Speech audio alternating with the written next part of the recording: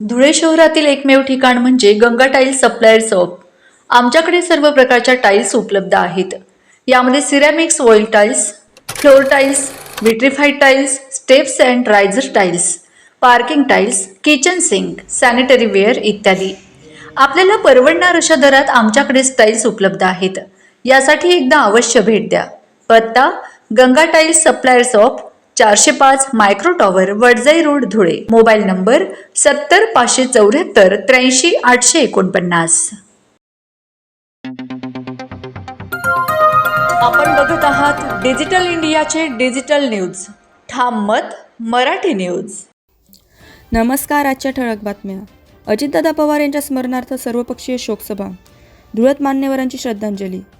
महाराष्ट्र राज्याचे उपमुख्यमंत्री अजितदादा पवार यांच्या स्मरणार्थ धुळे शहरातील कॅथलिक चर्च येथे सर्वपक्षीय वतीने शोकसभेचे आयोजन करण्यात आले होते. या शोकसभेत धुळे जिल्ह्यातील विविध राजकीय पक्षांचे पदाधिकारी, कार्यकर्ते व नागरिक मोठ्या संख्येने उपस्थित होते. यावेळी उपस्थित मान्यवरांनी दिवंगत अजितदादा पवार यांच्या प्रतिमेस पुष्पहार अर्पण करून भावपूर्ण श्रद्धांजली वाहिली. शोकसभेत पालकमंत्री जयकुमार रावल यांनी आपल्या भाषणात अजितदादा पवार यांनी धुळे जिल्ह्याच्या विकासासाठी मोठ्या प्रमाणावर निधी उपलब्ध करून दिल्याचे नमूद केले. रस्ते, पाणी पुरवठा, आरोग्य व शिक्षण क्षेत्रात त्यांनी दिलेले योगदान जिल्ह्यासाठी कायम स्मरणात राहील असे ते म्हणाले. यावेळी विविध पक्षांच्या नेत्यांनी व पदाधिकाऱ्यांनी अजितदादा पवार यांच्या आठवणींना उजाळा देत त्यांच्या कार्याची प्रशंसा केली. त्यांच्या आकस्मिक निधनाने राज्याच्या राजकारणात मोठी पोकळी निर्माण झाल्याची भावना उपस्थितांनी व्यक्त केली. शोकसभेचा समारोप 2 मिनिटांचे मौन पाळून करण्यात आला. ठाम मत मराठी न्यूजसाठी सोपान देसले, धुळे. सम्राट आणि कर्मयोगी व्यक्तिमत्वाला स्मरण करण्यासाठी घेण्यात आलेल्या या शोक सभेमध्ये उपस्थित सर्व काळ आणि वेळ ही अत्यंत वेगाने धावत असते.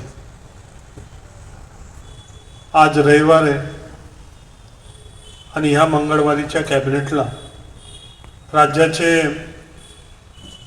उपमुख्यमंत्री आदरणीय अजितदादा यांच्याबरोबर आम्ही कॅबिनेटमध्ये बसलो होतो. अनेक विषयांवर उहापोह झाली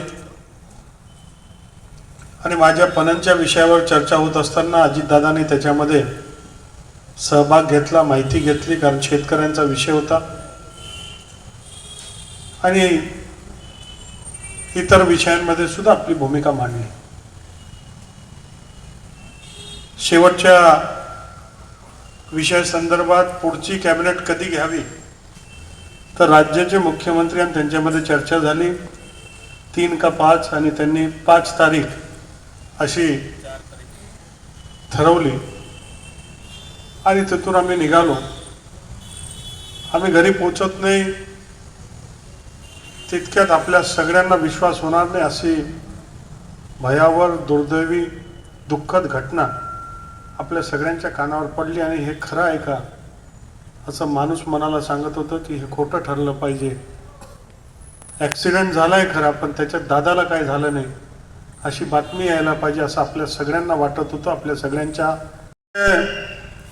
मंत्रिमंडळ, मुख्यमंत्री पासून तर आमदार पासून तर गावागावामध्ये राहणारा सर्वसामान्य माणूस या प्रत्येकाला आपल्या घरातील कोणी करता वडीलधारी माणूस आपल्यातून निघून गेला अशीच भावना महाराष्ट्रामध्ये आणि देशामध्ये करोडो लोकांमध्ये होऊ लागली.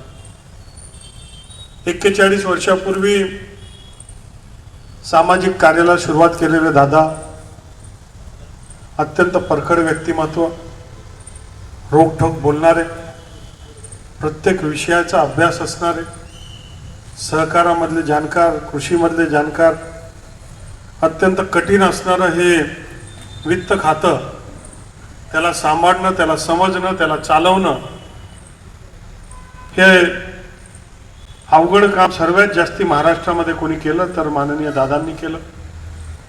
महाराष्ट्रातील ताज्या घडामोडींसाठी पाहत रहा ठाम मत मराठी न्यूज.